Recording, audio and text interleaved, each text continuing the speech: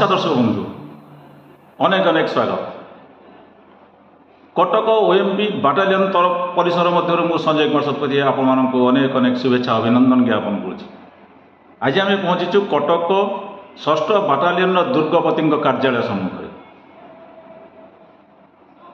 दुर्गपति प्रथमे दुर्गपति तापर पदोन्नति तापर गजपति सबू काम देखी पुरस्कृत कले राष्ट्रपति महामहिम राष्ट्रपति द्वारा पुरस्कृत होती 6ठ बाटालियन दुर्गपति।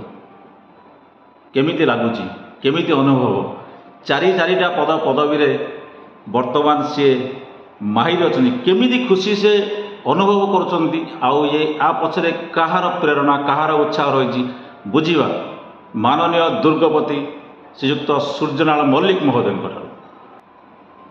नमस्कार आपन को अनेक अनेक स्वागत अनेक अनेक शुभेच्छा एवं अनेक अनेक अभिनंदन मध्य। आपण महामहिम राष्ट्रपति द्वारा पुरस्कृत होगा मनोनीत हो जाइछन्ति। प्रथमे आपण कटक 6ठ बाटालियन दुर्गपति गुंडीचा दिन आपणकर पदोन्नति से दिन पुणी आपण यही बाटालियन परिसर रे थिबा जगन्नाथ मंदिर गजपति आपण को एवं पुरस्कृत करने को जाउछन्ति भारतर महामहिम राष्ट्रपति। केमिति अनुभव करछन्ति आउ कहार या पछरे एते एते अमूल्य दुर्मूल्य संपदा आपण हासिल कर सारे आ पछरे कहार प्रेरणा कहार उत्साह कहार आशीर्वाद रही दयाकोरी कहिए। नमस्कार मो नाम है सूर्यनारायण मल्लिक मु बर्तमान कमांड ओएसए विशिष्ट बाटालियन अच्छी। प्रथम आपड़ जो कहले एत गुड़े सम्मान मिलला ताहा जगन्नाथर आशीर्वाद थिबा जोगु ताहा संभव हो पारिछि। द्वितीय कथा हूँ आमर डीजीपी साहब एवं एडीजीपी एसएबी साहब तांकर आशीर्वाद नथिले या संभव हो पार नथा कारण मोर से काम को रिकग्निशन देइछन्ति कि मोर जहाँ जिते जो कौन काम मोर सीनियर ऑफिसर मते करने देइछन्ति कौन काम मो पार्टी के ना बाहरी से काम मु सुचारू रूपे करी देखी से मो ऊपर प्लीज होगी मत मो ना टी रेकमेंड कर आज गवर्नर मेडल प्रेसिडेंट मेडल पाई मोर प्रमोशन भी होती एसएचजी रे प्रमोशन भी होती तेणु यह आशीर्वाद थी जो मुझे आगू जापारी। आपणकर बाटालियन सबुबले एक नंबर रे तालिकाभुक्त हो जाऊँगी।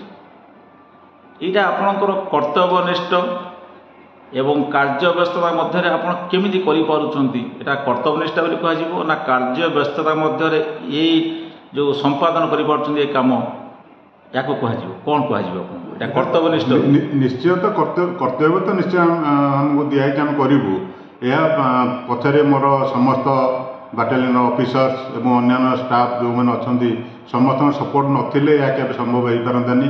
समस्त सपोर्ट रहा जो सबू कम कर संभव हो पारुछि। कौन जड़े कहीं कौन काम को एकुटिया करें सपोर्ट रहा निहाती दरकार सपोर्ट रही जो आ संभव हो पारुछि। जड़े दक्ष ऑफिसर आपणकर परिवार रही ये परिवार जंजाल ये समस्या बहुल जंजाल समस्या बहुल परिवार को नहीं चलुला बेले आपण ये गोटे जो बाटालियन छोटिया परिवार ये छोटिया परिवार दायित्व आपण मुंड रही आपण केमिति करि पारुछन्ति। जेहेतु आमको गोटे दायित्व दी जाउछि आमे तो करिया को बाध्य तथापि मोर फैमिली मत बहुत सपोर्ट दौंती कारण फैमिली सपोर्ट न रही भी कौन काम करिया को नहीं कारण फैमिली की छाड़ी मो ऑफिसर काम देखुची ऑफिस काम देखा सहित परिवार को भी देखा पड़ुची तेणु समस्त सपोर्ट रहा जो यह संभव हो पारुची। आपण जी समय ये दुर्गपति रही ये समय भितर ये बहुत खेल प्रतियोगिता होती बहुत खेल बहुत कार्यक्रम अनन्य कार्यक्रम सब हो आपन को अनेक अनेक धन्यवाद जे जहाँ आपण गोटे पुलिस बाहिनी चाकरी करते काम करें आपण बेले ये रथ भी तैयारी गुंडीचा मंदिर रथ भी होती गुंडीचा मंदिर प्रतिष्ठा होती जगन्नाथंकर यात्रा भी होती। यहीटा କେମିତି କରିପାରିଲେ ଆପଣ?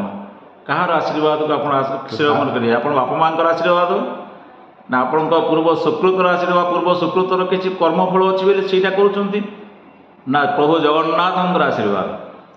ନିଶ୍ଚୟ ବାପା ମାଆଙ୍କର ଆଶୀର୍ବାଦ ନିଶ୍ଚୟ ରହିଛି ଏବଂ ତା ସହିତ ଜଗନ୍ନାଥଙ୍କର ଆଶୀର୍ବାଦ ନଥିଲେ କୌଣସି କାମ ସମ୍ଭବ ହୋଇପାରନ୍ତାନି, ଯାହା ସମ୍ପୂର୍ଣ୍ଣ ରୂପେ ଆମେ ସମ୍ପାଦନ କରିପାରୁଛୁ। ଯେକୌଣସି କାମ ଆମକୁ ଦିଆହେଇଛି ତାହା ସମ୍ପାଦନ କରିପାରୁଛୁ।